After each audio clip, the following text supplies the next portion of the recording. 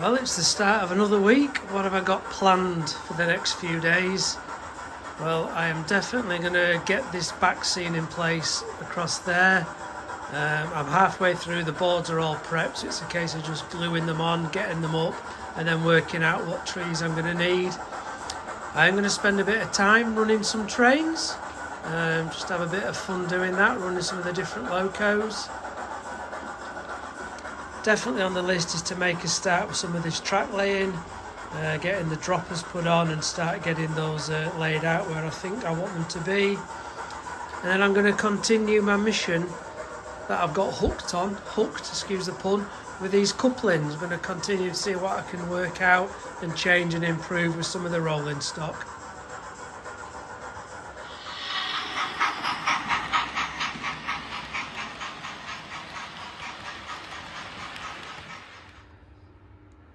So before I get into the shenanigans of this back scene and starting to lay some track, I have got a question and I don't know the answer, and I'm hoping somebody knowledgeable out there will be able to help me.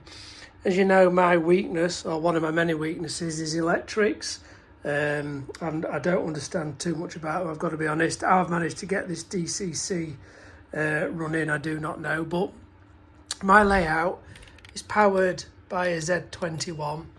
And then the bus wire runs right along that length, that's about 16 foot, comes across that back and then shoots up here again, full length, goes that way and then shoots down that side. So that's like a big S shape, and then it goes and turns at the goods yard, goes underneath the goods yard and it terminates there, and it's got one of them snubbers soldered to the end. Now, I'm doing a fiddle yard, and I need to get a bus wire down to that level. And I don't know, can I just split and take a feed off the existing bus wire, put like a junction box in? Can that be done? Or do I really need to continue from the end of it and bring one back down to feed underneath for the fiddle yard? I honestly don't know what you can and can't do. I don't know if splitting the bus feed and splitting the bus wire and taking a feed off, so there's two, does that interfere with anything? Does it cause sort of peaks, spikes, whatever you call it? I don't know. So if anybody out there does know the answer, is it safe to split and take a feed off your existing bus wire, or should I continue it from over there and take it underneath? I don't know if you can see very well, but that's where it finishes under the goods yard.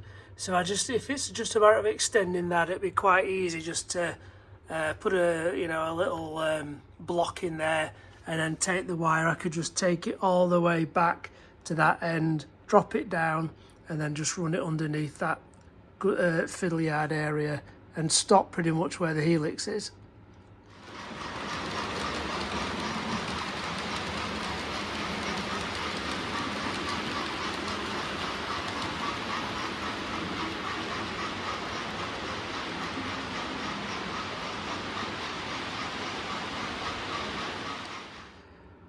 So over the weekend, I did attend the show at Doncaster, the Festival of British Railway Modelling. I went on the Saturday, and I think I mentioned previously my intention not to buy any rolling stock. I was going to look for accessories, some figures, people, line-side accessories.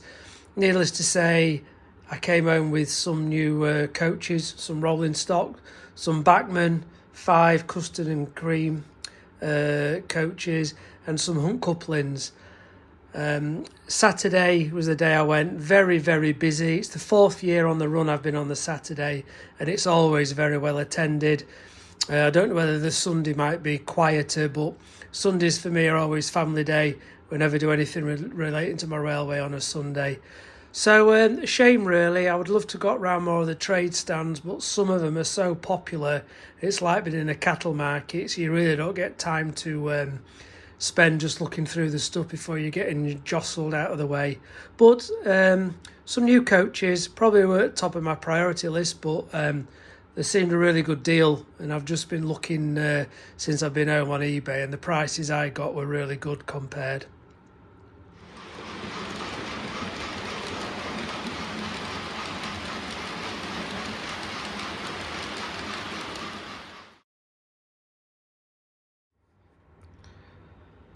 Right, having got my first piece of track installed, I've just stopped for now. It probably doesn't show in this light, but it is just far too dark under here to see what I'm doing. And I know somebody did ask, was I thinking of lighting? Well, I'm just waiting for some LED strip lights to come so I can get them installed first before I start leaning over and putting tracking, but it'll just make things a lot easier to see. I've been trying to balance my phone with the light function on, and it's just not working. So rather than make any mess ups, I'll just wait for these lights to arrive and crack on with a few other bits in the meantime. So believe it or believe it not, there is some point work under there on that fiddle yard in the corner, but as I say, it's just too dark. I can't see where to mark for the frog wire, for the droppers I've put on, and for the point motor. So I've just put it on hold till I get these lights.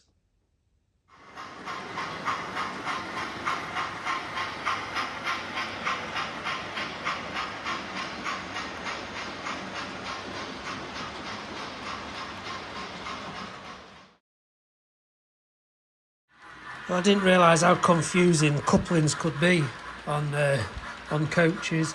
So I want to put some close couplings on these 2 rakes of 7 Pullmans. These will never be split, so I don't think there's a need for the magnetic ones.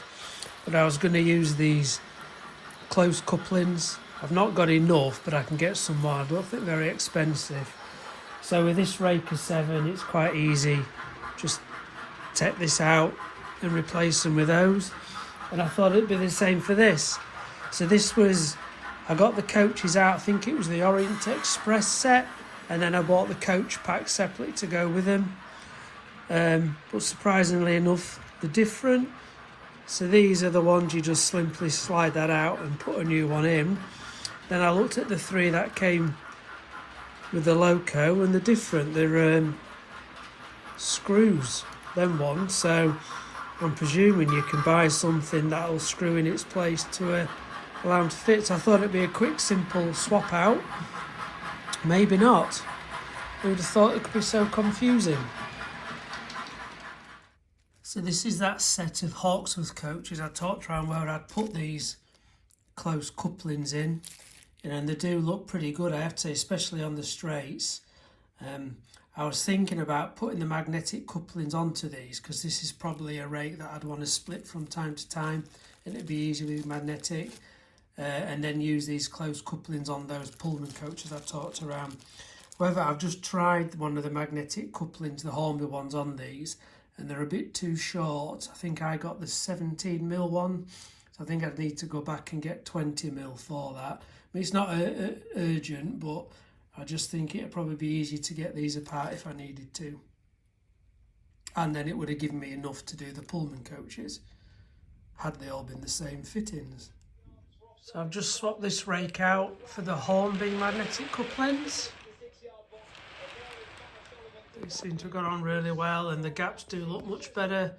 I've just tested them on the 4th, 3rd and 2nd radius around the helix area. So I do think that's a huge improvement on that rake as well.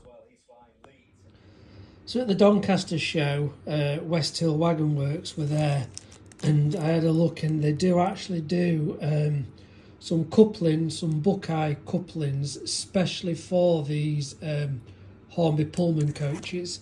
You know, there's ones where I had half of a rake that had a screw fix in there. So as you can see, I've just swapped them out, put the magnetic coupling in, and taking the old tension lock one out. So although I weren't planning on having magnetic couplings on the Pullmans, I have done now because I've put these on in the place.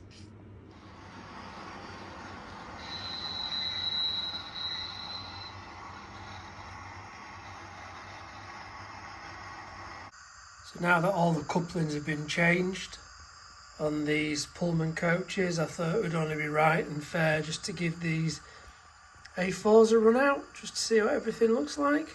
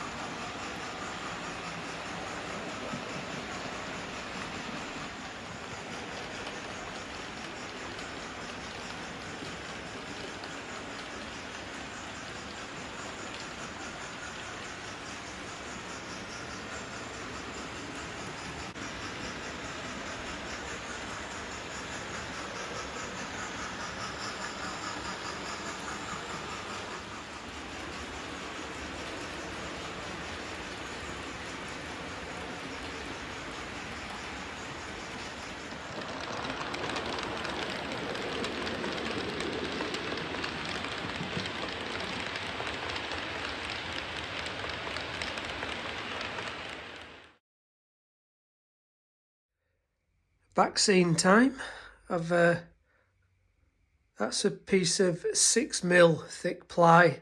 It was 600 wide, 1.8 meters long, so I've ripped it down the middle. So I've got two 300mm high. And the backscenes themselves, I've had to buy two. These are the tall trees. I've got pack A and pack B. So you get obviously two sheets in one tube, which is 3 meters long. And the distance I need there is 3.9 meters. So for the sake of that extra 0.9, I've had to buy another 3 meter roll. So I've got 6 meters of backscene there. So there's going to be quite a bit left over, but that can't be helped. I'm just at a bit of a, not stuck, but trying to think how I'm going to end the board. I think I'm going to have to come to the end where the tunnel is there, so I need another piece. I can't take it any further because obviously down there it's lower and it goes onto the goods yard. So if I took it right to the edge, it just isn't going to look right. But then it's probably not going to look totally right with just a dead end to it there. I can't really think of another way to do that. See, and that's the view I get of the goods yard from here. I don't really want to lose that because I quite like the look of it. Sometimes when you're down at this level, you can see it all in the background. I've got a flickering light over there. I'm not sure why, but I can look at that. So yeah, I don't really want to put a back scene right across there because it's going to cut it off totally, and I'm not going to see it unless I'm outside of the layout. And this is it from the other side, so I'm thinking just probably going to have to bring the board out and end the back scene there. It's just going to have a cut off, but I can't really do a lot about that, I don't think.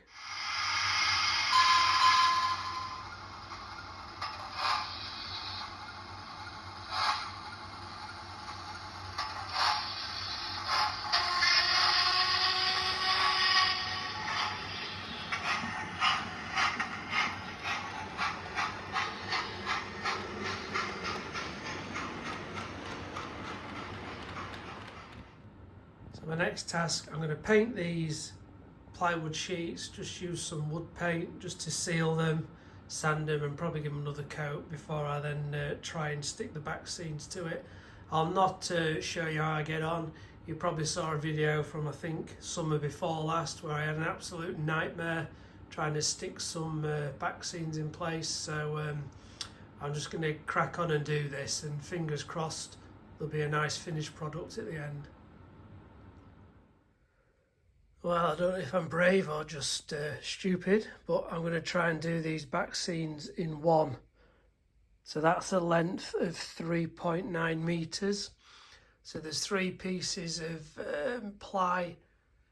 There's a join somewhere just down there, and there's another join there where this is a bit deeper. They've all been stuck, clamped, glued, filled, sanded, painted, and then I'm going to use some, I don't know what you call them, are they like cleats? So I've got some lengths of timber glued on some small pieces of ply the same thickness as the back scene itself, and I've got 6 of these so far along the length, and I'm going to put them on there and hopefully the back scene will just slot into them. Over where the helix is, I've not got room to do that, so I'm probably just going to have to put some screws along in there. So I'm hoping I'll be able to get the back scenes stuck on. They're currently, I'm sorry if I'm flying about all over, I'm just trying to flatten those out at the minute, then get them stuck on, and once they're dried, lift it into place. I do feel like back scenes are my nemesis though. I've not had much success with any of them that I've put on, so we'll see what happens this time. So that's my little fixing plan. These are fastened on with the 6mm ply spacer in there, which is the same as the back scene. Put them all on. I suppose the only thing is there will be the thickness of the back scene itself, so whether that might foul a little bit, but I'll come across that when we get to it. just over here, I can't fasten anything on there because it's going to come down, so it might just be a case of a couple of screws in that bit. So I'll put this board up now, and I'm going to have to mark out because it's going to come down here. I'm going to have to cut a little bit out so I've still got access underneath, particularly up there where it gets a bit narrower. So it's slotted in. What I found I had to do was just loosen the screws on them supports just to widen the gap so it dropped down, and then once it's in place, tighten them back up. It is going to need a few screws dotted around just to pull it in a couple of places, particularly over there. It's a little bit wavy, but quite pleased with that. But as you can probably see, I'm going to have to cut some of this back because I've lost a lot of the access now. So I'll just mark down there, down that side. If I push that up to where the batten is, it's what, 45mm. So I'll just mark up 45mm, draw a line over a cut, and I'll do it the same. As we get down there, it's fine, I can get my hands in well, but I don't want to leave too much of a tight squeeze to try and get in if I need to clean the track.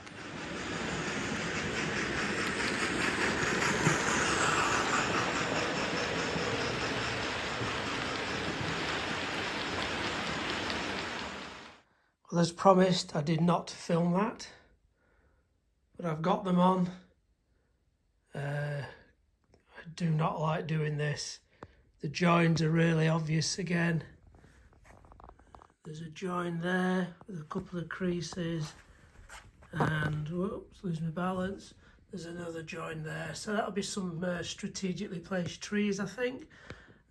It's all wrinkly at the minute. I'm hoping when the paste dries out it'll just calm down a bit, so I'll just leave that and we'll come back and have a look at it another time. Okay, so the back scene is now in place. Just gives me an idea now of where I need to build up the trees.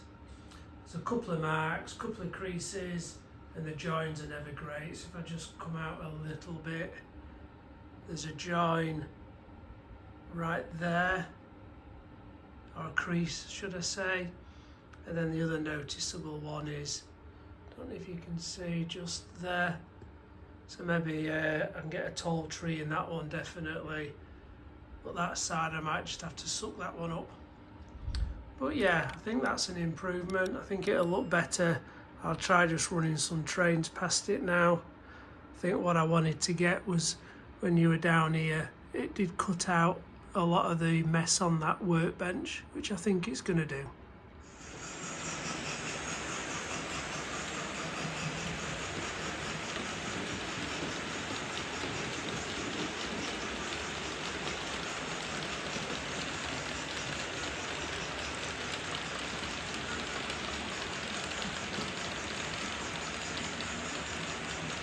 So, although I didn't get any track laid this week, I am pleased with some of the progress. The lights should be here today, so I'll get those installed and then spend the next few days trying to move on and get some track work done on the fiddle yard.